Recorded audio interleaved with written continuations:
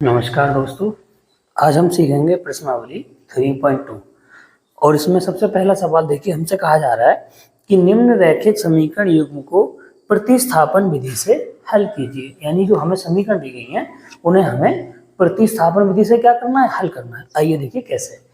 तो सबसे पहले क्वेश्चन का जो फर्स्ट पार्ट है उसमें हमें पहली समीकरण दी गई है x प्लस वाई बराबर 14, जिसको हमने समीकरण नंबर 1 मान लिया।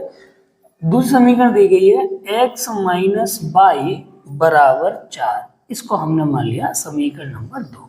अब आइए देखिए समझिए, इसको हमसे सॉल्व करने को कहा गया है प्रतिस्थापन विधि। अब देखिए प्रतिस्थापन विधि होती क्या है मैं आपको बता दूं। प्रतिस्थापन विधि में हम किसी एक समीकरण में से x या y का मान निकालते हैं सुविधा के हिसाब से और उसको दूसरे समीकरण में लगा देते हैं। देखिए यूं समझिए, यदि मैंने मान समीकरण 1 में से निकाला है x का या y का, तो हम उसे लगाएंगे किसमें, समीकरण नंबर 2 में। यदि मैंने मान समीकरण नंबर 2 में से निकाला है तो हम उसे लगाएंगे समीकरण नंबर 1 में, और इसी को हम कहते हैं प्रतिस्थापन विधि। तो यहाँ पे हमारी चॉइस होती है कि हम अपने मान को समीकरण नंबर 1 में से निकालें या समीकरण नंबर 2 में से, जहां से हमें सुविधा लगे। तो फिलहाल मैं समीकरण नंबर 1 से आपको मान निकाल कर दिखाता हूँ। तो मैं लिखूंगा समीकरण 1 से, आपको दिखाई दे रहा होगा समीकरण 1 हमारी है x प्लस वाई बराबर 14।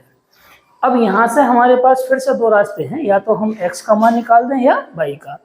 तो मान लीजिए मैंने यहाँ से x का मान निकाल दिया, तो x का मान निकाल दिया मैंने 14 माइनस वाई। ये मैंने एक नई समीकरण बना दी, इसका नाम रख दिया मैंने 3। अब आप ध्यान से देखिए, ये जो x का मान मैंने पता लगाया 14 माइनस वाई, एक समीकरण नंबर मैंने 1 में से निकाला था।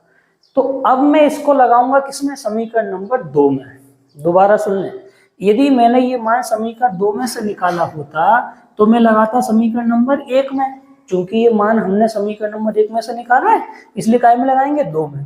तो यहां से एक बहुत ही सिंपल सी लाइन लिखी जाती है, x का मान समीकरण 3 में से समीकरण 2 में रखने पर, किसमें रखने पर, 2 में रखने पर। यानी जो समीकरण नंबर 1 में से हमने मान निकाला था उसको काय में लगा देना है, समीकरण नंबर 2 में। अगर 2 में से निकालते तो 1 में। तो देखिए समीकरण हमारी यही तो है, x माइनस वाई बराबर 4।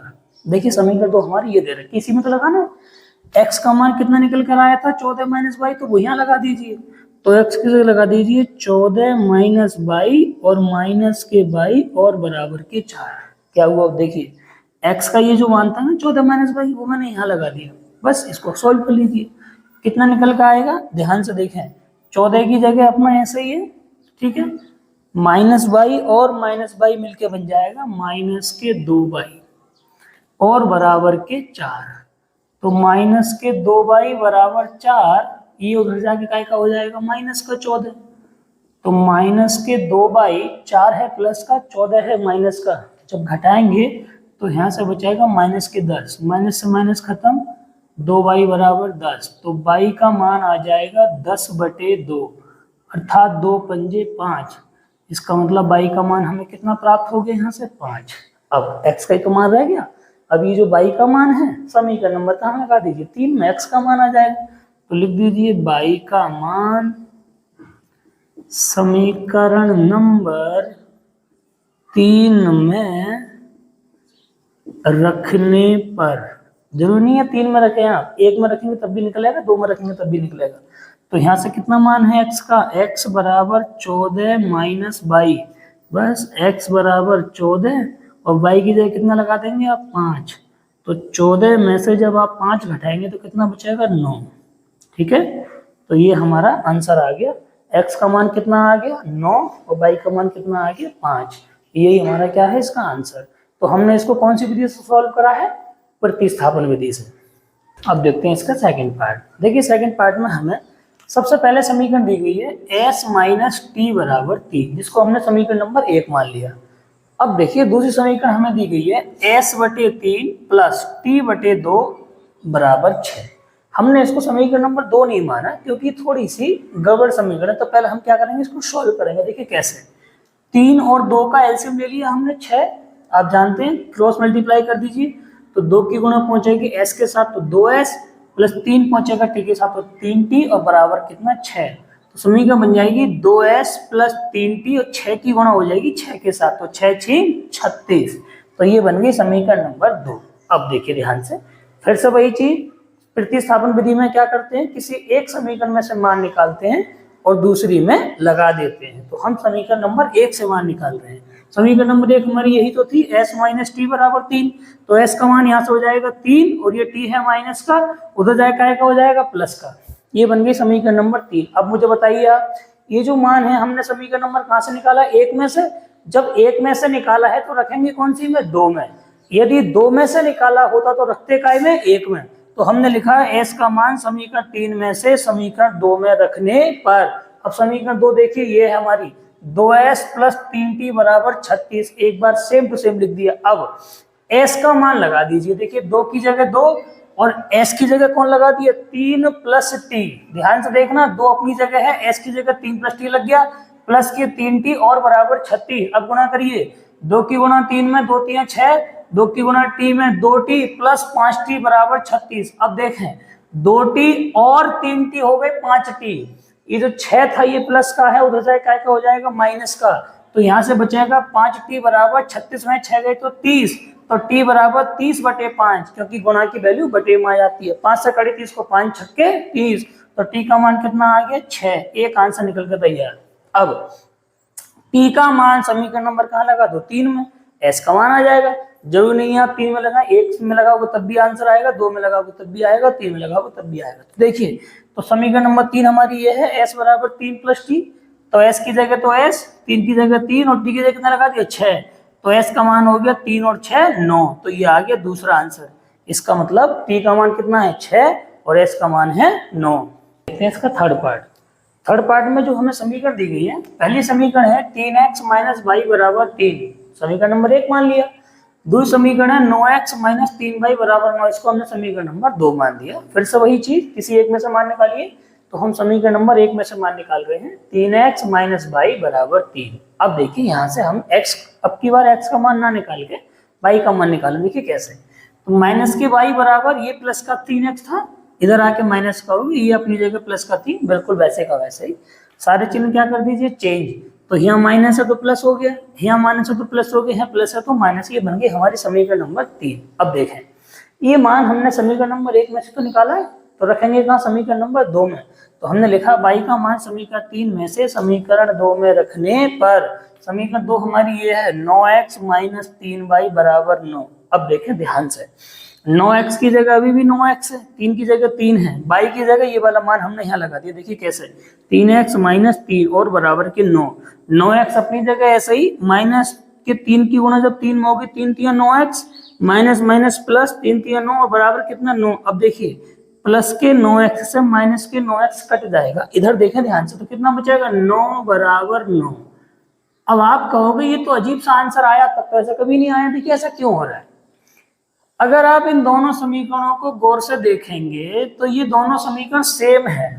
तुम कहोगे सेम कैसे हैं, केवल और केवल समीकरण नंबर 1 में 2 से गुणा करके समीकरण नंबर 2 को लिख दिया गया है। देखिए 3 से गुणा कर दिया, 3 3 9, 1 3 3 और 3 3 9। ठीक, तो अब अगर आपको शर्त ध्यान हो तो ये संपाती रेखाओं को प्रदर्शित कर रही है दोनों समीकरण। और अगर इनके हल की बात करी जाए तो यहाँ होते हैं अपरिमित रूप से अनेक हल, क्योंकि यह कंडीशन बनेगी a1 बटे a2 बराबर b1 बटे b2 और बराबर c1 बटे c2। तो इतना तुम्हें समझ में आ गया होगा। तो हमें यहाँ से समझ में आ रहा है कि अब इन दोनों समीकरणों से हल संभव नहीं है, क्योंकि यहाँ अपरिमित रूप से क्या होंगे अनेक हल। तो देखिए आप स्टेटमेंट में क्या लिखेंगे, चूंकि उपरोक्त समीकरण युग्म संपाती रेखा को प्रदर्शित करता है, अतः यहाँ अपरिमित रूप से अनेक हल होंगे। इसका चौथा पार्ट देखिए, चौथे पार्ट में फिर से वही हमें 2 समीकरण दी गई है।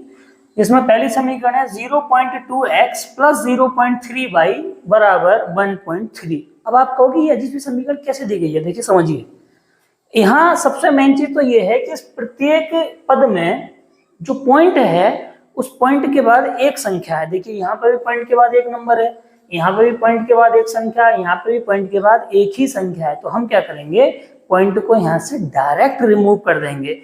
अगर पॉइंट के बाद प्रत्येक जगह संख्या अलग अलग होती, जैसे मान लीजिए पॉइंट के बाद कहीं 2 अंक होते, कहीं 3 होते, कहीं 1 होता, तब हम क्या करते, फिर पॉइंट हटा हटा के गिनती गिन के बटे में 0 लगा के सॉल्व करते, जैसे कि आप जानते हैं। लेकिन चूंकि यहाँ पॉइंट के बाद समान अंक हैं, इसलिए हम डायरेक्ट पॉइंट हटा देंगे, तो समीकरण हमारी बन के आ जाएगी 2x + 3y = 13, और ये बन गई हमारी समीकरण नंबर 1। इसी तरह से समीकरण 2 दी गई है 0.4x + 0.5y = 2.3, तो सेम प्रोसेस यहाँ होगा, तो यहाँ से बचेगा 4x + 5y = 23, ये बन गई समीकरण नंबर 2। अब फिर से वही चीज, एक बार समीकरण नंबर या तो ये 1 में से मान निकाल लीजिए या समीकरण नंबर 2 में से। अगर समीकरण 1 से मान निकालेंगे तो फिर 2 में रखेंगे, और अगर समीकरण 2 से मान निकालेंगे तो 1 में रखेंगे। तो हम निकालते हैं समीकरण 1 से। समीकरण 1 हमारी यही तो है, 2x + 3y = 13। देखिए यहाँ से मान निकलता कैसा है, तो 2x = 13, ये प्लस का है, हो जाएगा हो जाएगा माइनस का, तो x का मान हो जाएगा 13 - 3y बटे में कितना आ जाएगा 2, ये बन गया समीकरण नंबर 3। अब ये जो x का मान निकल के आया है ये वाला, इसको हम लगाएंगे समीकरण नंबर किसमें, 2 में। तो हमने लिखी एक लाइन, x का मान समीकरण 3 में से समीकरण 2 में रखने पर। क्यों समीकरण 2 में रख रहे हैं, क्योंकि मान हमने समीकरण 1 में से निकाला था। तो देखिए समीकरण 2 यही तो है, 4x + 5y = 23 दिख रहा है। x का मान देखिए लगाइए, 4 की जगह 4, x की जगह ये वाला मान लगेगा 13 - 3y बटे 2 प्लस के 5y ऐसे ही बराबर का 23, ऐसे समझिए दोबारा, 2 से काट के तो 2 दूनी 4, तो यहाँ बचेगा 2। तो देखिए समीकरण में क्या बचा, 2 यहाँ से बचा, 13 - 3y ये वाले बचे, प्लस के 5y और बराबर का 23। अब देखिए सॉल्व करिए, 2 की गुणा 13 में करेंगे तो 26 हो जाएगा, 2 की गुणा 3 में तो 6y प्लस के 5y = 23। 26 अपनी जगह है, माइनस के 6y और प्लस के 5y कितना बचेगा, -के y = 23। तो माइनस के y = 23, ये वाला मान प्लस का था, उधर जाएगा हो जाएगा माइनस का, तो यहाँ से बचेगा -के y = -3। माइनस से माइनस खत्म, y का मान कितना आ गया 3, एक आंसर निकल गया। y का मान कितना 3, किसका मान बचा, x का। अब x का मान निकालने के लिए जो y का मान है, इसको आप किसी भी समीकरण में लगा दीजिए, 1 में, 2 में या 3 में। तो हम 3 में लगा दे रहे हैं, तो x बराबर कितना दे रखा है, 13 - 3y बटे 2। ठीक है, लगाइए, y की जगह कितना लगाना है 3, तो x = 13 - 3 गुणा y का मान कितना है 3, तो 3 से कितना हो जाएगा 9 बटे 2। 13 में से 9 कितने बचे, 4 बटे 2, 2 से काटो तो 2 दूनी 4, x का मान कितना आ गया 2। इसका मतलब ये हुआ कि x का मान आया 2 और y का मान आया 3।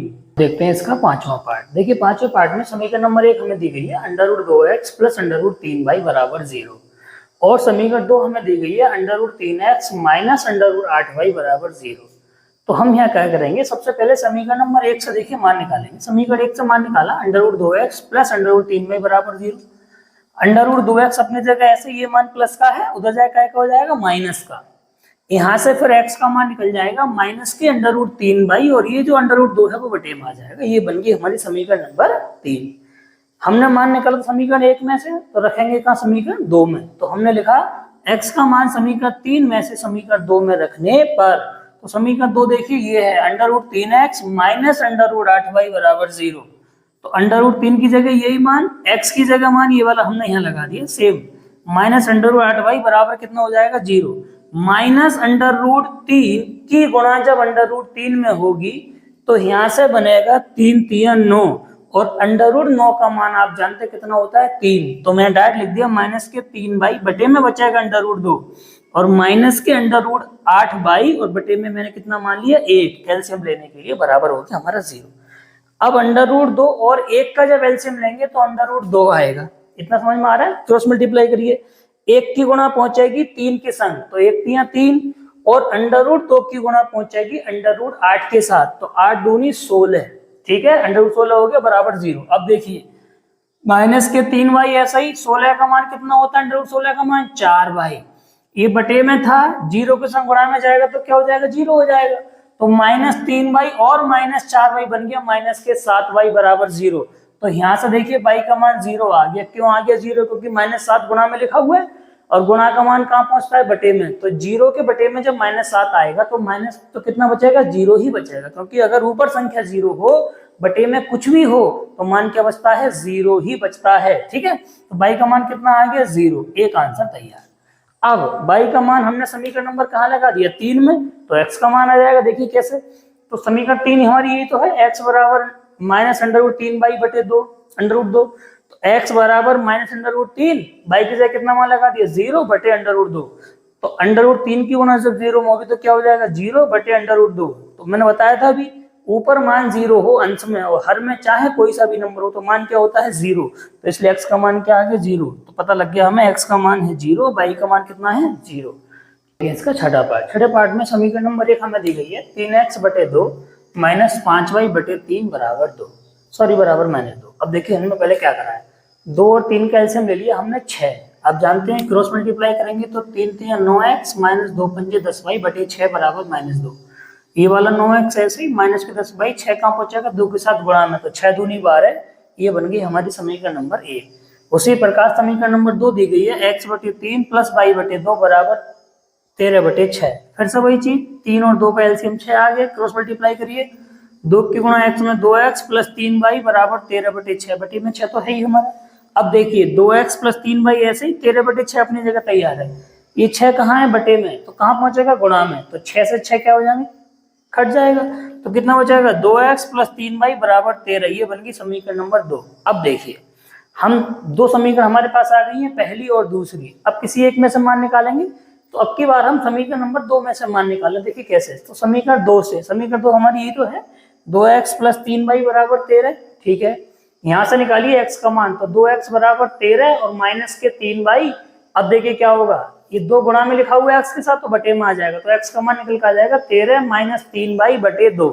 ये बन गई नई समीकरण जिसका नाम रख दिया हमने 3। अब ये जो मान है हमने समीकरण नंबर 2 में से निकाला है, तो रखेंगे कौन सी में, 1 में। तो हमने लिखा x का मान समीकरण 3 में से समीकरण 1 में रखने पर, समीकरण 1 कहाँ है हमारी, ये है 9x माइनस 10y बराबर माइनस के बाद। देखिए कैसे, 9 की जगह 9, x की जगह ये वाला मान, यानी 13 माइनस 3y बटे 2 माइनस के 10y बराबर माइनस के 12। तो 9 की गुणा करेंगे 13 में, तो 9 की गुणा 13 में कितने, 117। ठीक है, 9 तियां 27, बटे में 2 तैयार है, माइनस के 10y बटे में मान लिया, एक एलसीएम लेने के लिए बराबर माइनस के 12। अब इन दोनों का एक साथ एलसीएम लीजिए, 2 और 1 का एलसीएम कितना आएगा, 2। तो यहाँ तो 1 की मल्टीप्लाई तो सेम चीज लिख जाएगी, 2 की गुणा यहाँ हो जाएगी, तो कितना हो जाएगा, 2 ढाई 20 और बराबर माइनस के 12। अब आगे देखते हैं, आगे देखिए हमने देखो अभी यहाँ तक सॉल्व किया था इतना। अब देखिए इसके बाद मान कैसे निकल के आएगा, 170 तो मैं दिख रहा है, -27y -20y जब जोड़ोगे तो ये बन जाएगा माइनस के 47y, बटे में 2 अपनी जगह है, बराबर माइनस के 12। ठीक है, अब देखिए इसको आगे सॉल्व हम किस तरीके से करेंगे, आइए समझते हैं। तो 117 माइनस 47y ऐसे ही, ये 2 बटे में था, गुणा में पहुंचेगा 12 के साथ, तो 12 दूनी 24, माइनस के 47y बराबर -24। 117 प्लस का हो जाएगा माइनस का, माइनस के 47y बराबर -24 और -117 जुड़ेंगे तो हो जाएंगे माइनस के 141। अब देखिए माइनस से माइनस खत्म हो जाएगा, तो बचेगा 47y बराबर 141। तो y का मान बचेगा 141 और बटे में आ जाएगा 47। 47 से जो भाग देंगे तो 3 बार जाएगा, 47 तियां 141। तो y का मान कितना आ गया, 3। एक मान हमारा निकल गया। ये जो y का मान आया है इसको लगा दी समीकरण नंबर 3 में। समीकरण 3 हमारी थी x बराबर 13 माइनस 3y बटे 2। तो x बराबर 13 माइनस 3 गुणा y की जगह पे कितना लगा दिया, 3 बटे में 2। तो 13 माइनस 3 3 9 बटे 2। तो 13 में से 9 कितने बचेंगे, 4 बटे 2। 2 से काटिए तो 2 दूनी 4, x का मान कितना आ गया, 2। इसका मतलब कि हमारा जो x का मान है वो 2 आ गया, y का मान आ गया 3। ठीक है, तो ये हमने क्या सीखा है, प्रतिस्थापन विधि से समीकरणों को हल करना सीखा है। उम्मीद है अब तक समझ में आया होगा। मिलते हैं किसी अगली वीडियो में, तब तक के लिए नमस्कार।